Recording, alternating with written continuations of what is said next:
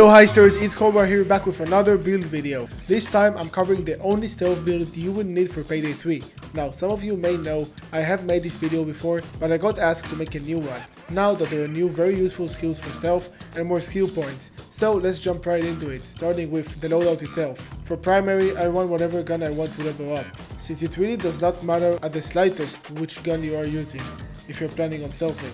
And for my secondary, I bring something pretty to look at, or another weapon I want to level up. But again, it really does not matter what guns you bring. Same with your deployables. None of them particularly have a benefit for stealth, so I personally bring an armor bag. So if it goes loud, I have 2 extra armor plates at my disposal for extended survival until the escape arrives. Before we move on to the stuff that actually matters, the last thing that is irrelevant is your overkill weapon. Since you're not gonna be using it on stealth, although it would be a neat idea to incorporate that mechanic into stealth, unfortunately it does not matter at all. But I bring the Head 5 Red Fox. And now finally to the stuff that actually matters, your armor. You want to grab the standard lining for stealth for the most movement speed available out of any armor option. As you can see with this closer look, it says there is no speed penalty with this armor compared to the other armors. But if you're trying to be some hybrid ninja, you could bring the adaptive armor lining since it only hurts your movement speed slightly in exchange for much better survival. Now for your throwables.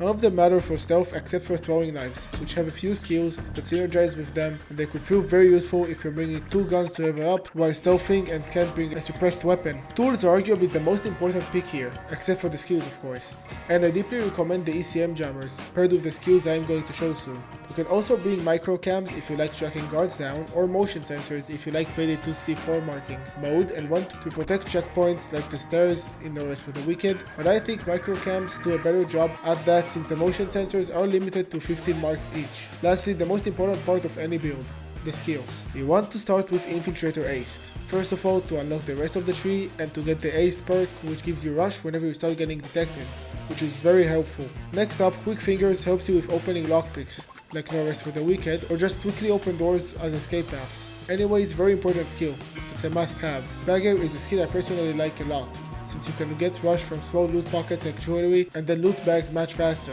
and speed up the process. Definitely recommend it. The Escapist tree is all about movement, but lacks choices for stealth builds. Regardless, we're gonna be grabbing Escapist Basic to open up the tree and get that nice rush bonus after spinning for 3 seconds. Then, we're gonna grab Swift to make our entire lives 10% faster. And lastly, you might be confused why I took Battering Ram, and that's because, as shown on screen, there is a bug going around letting you skip certain heist parts with Battering Ram, like shown here on 99 boxes, but again, it is optional. Grifter is my personal favorite stealth tree, and what I think is a staple of every stealth build with how the game currently works, especially with those damned camera modifiers. Grab Grifter Basic to unlock the tree and get the super awesome buff of rush whenever you pass by a civilian, then proceed to get the entire rest of the tree, while I go over it quickly. Walk the walk. Super helpful, amazing skill that's required for every stealth heist, especially those with the camera modifiers I mentioned earlier. Social engineering for doing illegal activities in plain sight of employees, like grabbing the front jewelry on the early ice. Open mic to speed up answering pagers, really nice and helpful perk. And lastly, Slippery. In the rare case you do get cuffed, you can manage to slip away and continue as normal. Next, the Hacker tree. First, grab Hacker Basic to unlock the tree. Make sure to get secure loop to be able to loop cameras and make them blind, which is incredibly powerful in every encounter. And last but definitely not least, Glitch Protocol. To hack a guard's phone. The possibilities are endless. Get caught in a private area, hack phone and leave.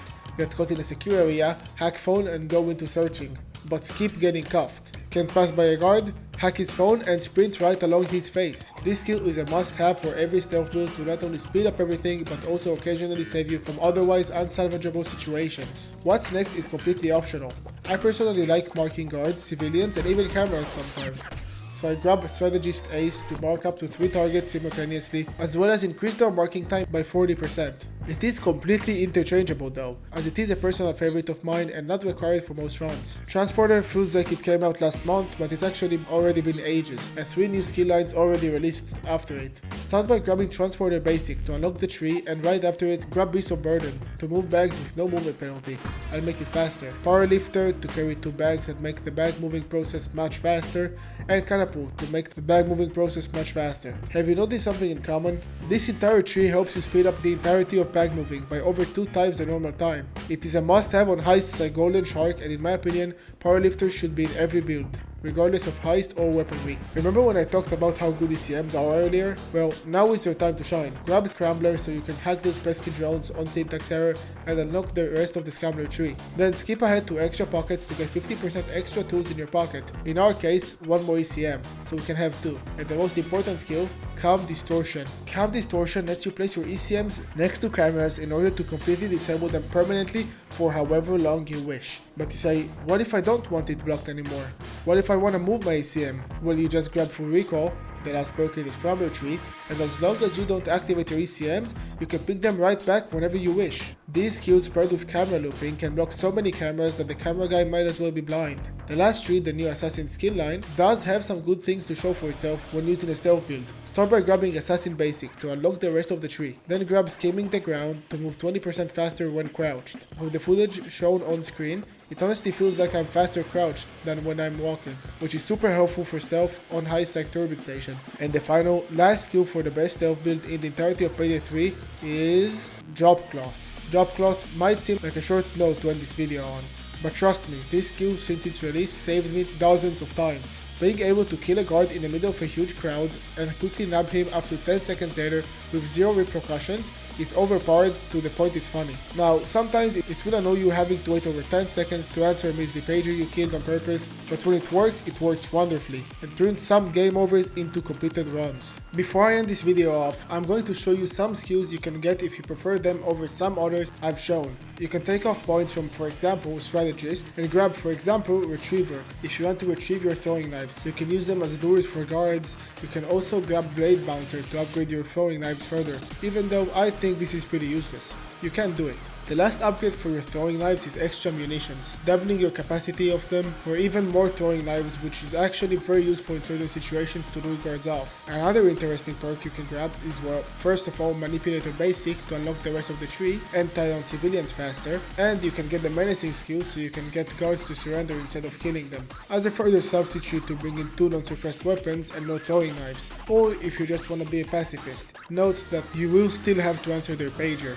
CQC Specialist is an overlooked skill tree that you can actually grab for a variety of different good bonuses. Start off with CQC Specialist Basic, so you gain rush when grabbing a human shield, which is by the way really nice when you're about to take down a guard, but what's nicer is Groundskeeper, the third skill, which lets you take down enemies 60% faster than normal, which is actually a very nice improvement that I recommend you take if you have some extra points. Now for an interesting one. Pressure Points is a very interesting skill, making it so after you take down, bodies will have to be examined in detail by civilians or guards before they get alerted. This is further improved by the aforementioned Drop Cloth to make it so bodies can stay on the ground for a very long time before getting spotted. Separately from CQC Specialist, we also have Cover Up, which automatically answers the pager after you take down a guard, another helpful perk to speed up the takedown process as a whole. The last skill line we can get things from is Hacker, so you can grab a Hacker Ace like I mentioned earlier, and that will let you blow up cameras. Wait, you're asking why would that be helpful in stealth? Well, it isn't,